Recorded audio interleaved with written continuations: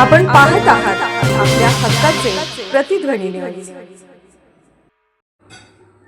जयसिंगपूर शहरात दरवर्षी ग्रामदैवत श्री सिद्धेश्वर महाराज यात्रेनिमित्त मोठ्या प्रमाणात भरगच्च कार्यक्रम आयोजित केले जातात।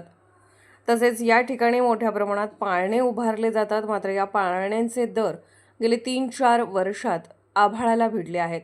100 रुपये दराप्रमाणे पाळण्यात बसण्याचे दर आहेत। त्यामुळे सर्वसामान्य जनतेची लूट करण्याचे काम पाळणेवाले आणि यात्रा कमिटी करत असल्याचा आरोप विरोधी गटाचे नगरसेवक आणि शिष्टमंडळाने जयसिंगपूर मुख्याधिकारी श्रीमती टीना गवडी यांच्या दालनात निवेदन देताना केला आहे।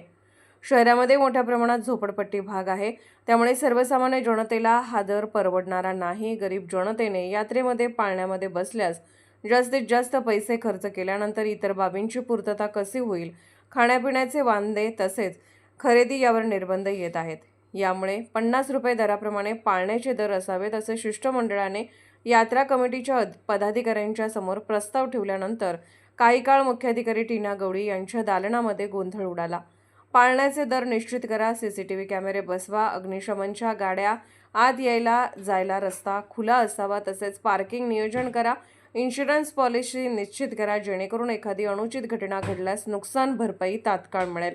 मात्र अशा कोणत्याही गोष्टीकडे यात्रा कमिटीने लक्ष दिले नसल्याचा आरोप यावेळी शिष्टमंडळाने केला आहे।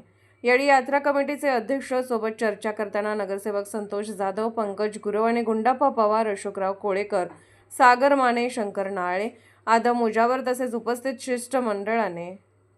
शिष्टमंडळाने प्रशासनाची सरबत्ती केली। यावेळी माजी नगराध्यक्ष शामराव बंडगर यांच्यासोबत विरोधी गटाच्या नगरसेवकांसह शिष्टमंडळाची जोरदार खडाजंगी झाली।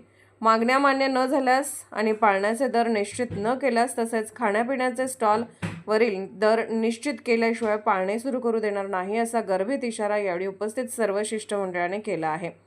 दरम्यान मुख्याधिकारी टीना गवडी यांनी देखील मनमानी कारभार करत असल्याचा अवघ्या 2 दिवसावर यात्रा असून यात्रा कमिटीकडून कोणकोणत्या परवानगी घेण्यात आल्या आहेत याचा खुलासा करा असा प्रश्न उपस्थित केल्यानंतर मुख्याधिकारी यांनी म्हटले की माझ्याकडे अद्याप अर्ज आलेला नाही, त्यामुळे परवानगी दिलेली नाही असं उत्तर यावेळी त्यांनी दिलं। यावेळी पुन्हा यात्रा कमिटीचे ट्रस्टी शामराव बंडगर आणि उपस्थित निवेदनकर्त्यांच्यामध्ये खटका उडाला। पाळणेवाल्यांच्याकडून 20 लाख रुपये तुम्ही घेता, त्या 20 लाख रुपयांचा हिशोब द्या, वर्गणी गोळा करता, त्याचा खुलासा करा अशा प्रकारच्या प्रश्नांची सरबत्ती नगरसेवक संतोष जाधव यांच्यासह उपस्थित निवेदनकर्त्यांनी केल्यानंतर पुन्हा गोंधळ उडाला।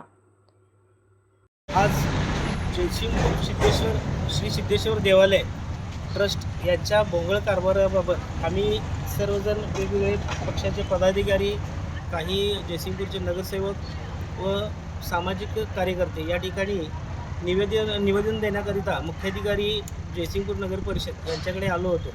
त्याचबरोबर सिद्धेश्वर देवालय ट्रस्ट यांची समिती यांच्यासोबत आमचं बोलणं ते करून वाढीव पाळण्याच्या दराबाबत व यात्रेमध्ये होणारे गैरसोय याबाबत निर्णय घेण्यात येणार होता।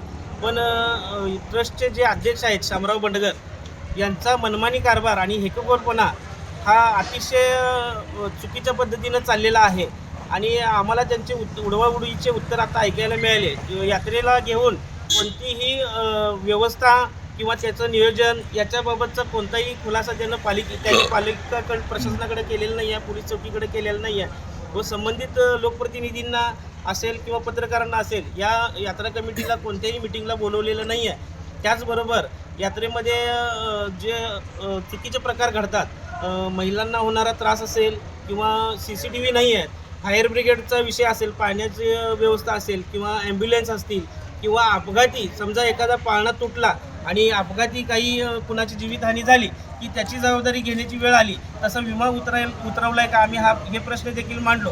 पण तसं कोणताही कागद यांच्याकडे नाही आहे, विमाचा विषय नाही आहे, कोणत्याही दुसऱ्या विषयाला घेऊन दक्षता घेतलेली काळजीपूर्वक कोणतीही गोष्ट यांच्याकडे दिसून आलेली नाही आहे आणि संबंधित नगरपालिका प्रशासन असेल, पोलीस खातं असेल यांच्याकडे कोणताही पत्रव्यवहार केला नसताना सुद्धा हे यात्रेचा यांनी भोंगळ कारभार चालवलेला आहे। अशात जयसिंगपूरच्या नागरिकांची मोठी हानी होण्याची शक्यता आहे।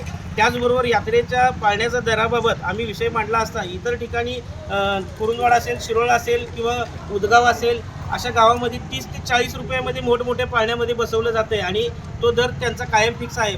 त्याचबरोबर खाऊ गल्लीतले दर असतील म्हणजे स्टॉल असतील, जे खायचे स्टॉल आहे त्याच्याबाबत गोबी मंचुरियन असतील किंवा भेळ असतील याच्यामध्ये क्वांटिटी व दराबाबत एक फिक्स निर्णय घेऊन ते दर फलक लावले गेलेले आहेत किंवा पाण्याचे दर फलक लावले गेलेले आहेत इतर गावामध्ये. पण आमच्या जयसिंगपूरमध्ये असा कोणताही प्रकार पाहायला मिळत नाही.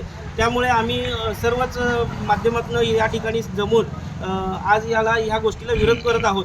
आणि जर का हे आज उद्या 2 दिवसात सुरळीत न झाल्यास याला तीव्र आमचा विरोध असेल आणि होणाऱ्या परिणामाला जयसिंगपूर नगरपालिका प्रशासन असेल किंवा यात्रा कमिटी असेल हे जबाबदार असतील. आणि येणाऱ्या काळामध्ये यात्रा कमिटीच्या ह्या भोंगळ कारभाराबाबत आम्ही कलेक्टर ऑफिस असेल किंवा धर्मादाय आयुक्त कार्यालय असेल त्याचबरोबर इतर योग्य ठिकाणी आम्ही यात्रा कमिटी बरखास्त करण्यासाठी योग्य तो पाठपुरावा करू असं मी आज जाहीर करतो. मुख्याधिकाऱ्यांच्या समोर आता आपली जी चर्चा झाली तेव्हा ही चर्चेमध्ये आपण आत्मदहन करेन असा एक इशारा दिला होता. त्या संदर्भात काय सांगाल?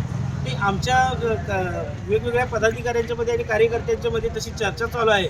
हे एवढेच मुडदार आणि गेंड्याच्या कातडीचे हे ट्रस्टी बनले असतील तर कुठेतरी हे टोकाचं पाऊल देखील घेण्याचा विचार आमच्यामध्ये चालू आहे आणि त्या अनुषंगाने आम्ही पुढील जे काही असेल दिशा ठरवून आपल्याला कळवण्यात येईल.